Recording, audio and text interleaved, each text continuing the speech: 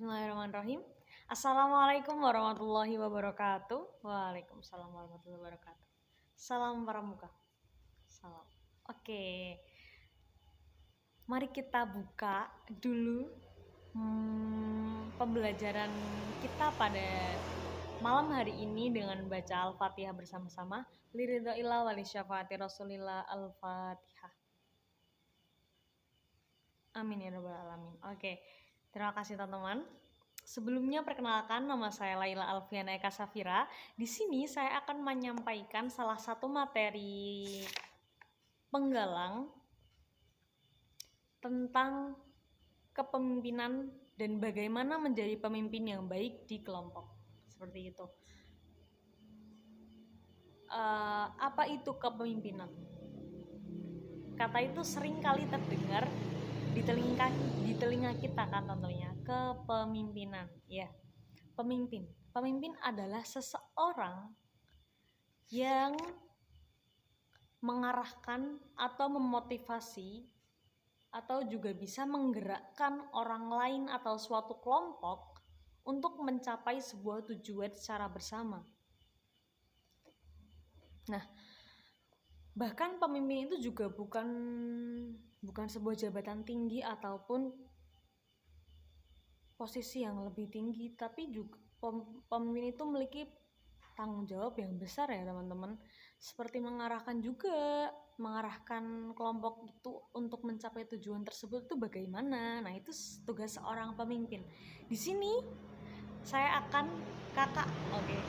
kakak akan menyampaikan beberapa poin-poin penting tentang kepemimpinan. Oke, kita masuk ke poin yang pertama.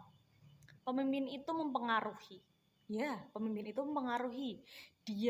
Beliau atau pemimpin itu tidak memaksa, apalagi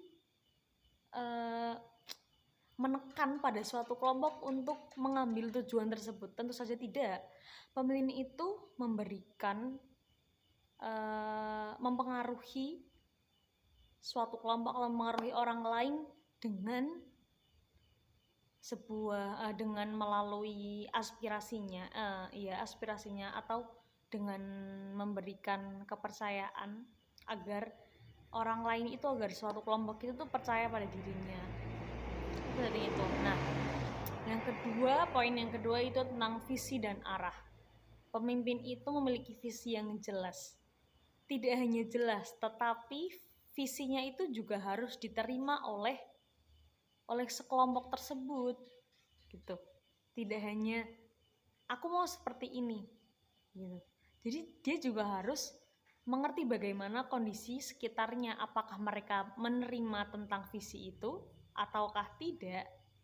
Nah, setelah visi itu ada, seorang pemimpin juga harus mengarahkan jalan untuk mencapai tujuan tersebut, visi tersebut. Nah, untuk poin ketiga, motivasi dan pemberdaya. Bahkan ini menjadi bagian poin paling penting, motivasi. Seorang pemimpin itu memberikan motivasi, memberikan sebuah semangat untuk anggotanya agar terus berproses, agar terus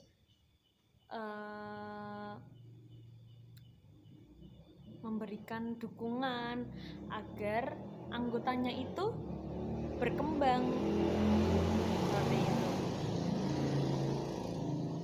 Berkembang untuk mengembangkan potensi pada masing-masing orang. Nah, yang keempat, pemimpin itu pengambil keputusan.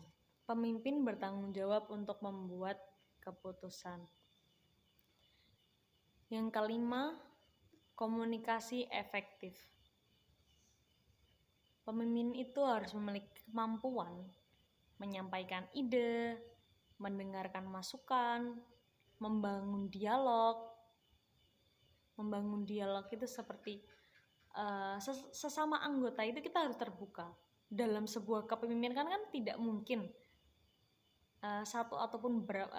tidak mungkin seorang tapi dia kan berkelompok karena anggotanya banyak. Jadi seorang pemimpin juga harus bisa terbuka dengan sesama kelompoknya, sesama orang yang ada di kelompok itu gitu. Yang terakhir, poin terakhir, adaptasi dan belajar.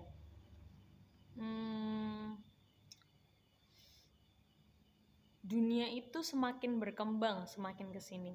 Gini, dunia itu berkembang, tentu saja dunia itu berkembang, dunia itu pasti ada perubahan. Nah, seorang pemimpin yang efektif itu harus fleksibel tentunya, mau belajar dan bisa beradaptasi dengan lingkungan di sekitarnya. Seperti itu. Nah, semuanya masih konsentrasi teman-teman? Coba semuanya tepuk 1, tepuk 1, tepuk 2, tepuk 3, tepuk 1. Ya, oke. Ciri-ciri pemimpin yang baik. Ciri-ciri pemimpin yang baik itu seperti apa ya? Yang pertama,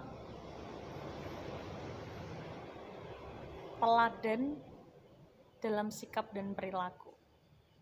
Tentu seorang pemimpin itu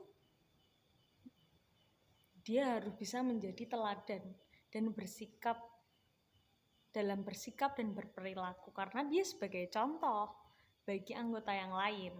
Nah, yang kedua, bertanggung jawab. Bertanggung jawab pada dirinya, bertanggung jawab pada orang lain.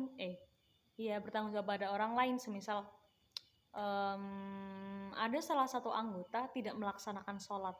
Sholat itu sebuah kewajiban, bukan? Nah, kita sebagai seorang pemimpin harusnya mengingatkan baiknya seperti apa. Itu sebuah kewajibanmu loh, kenapa tidak kamu laksanakan? Kita sebagai seorang pemimpin itu juga saling menegur. Nah, bisa seperti itu. Nah, yang ketiga, sopan santun. Itu seperti etika.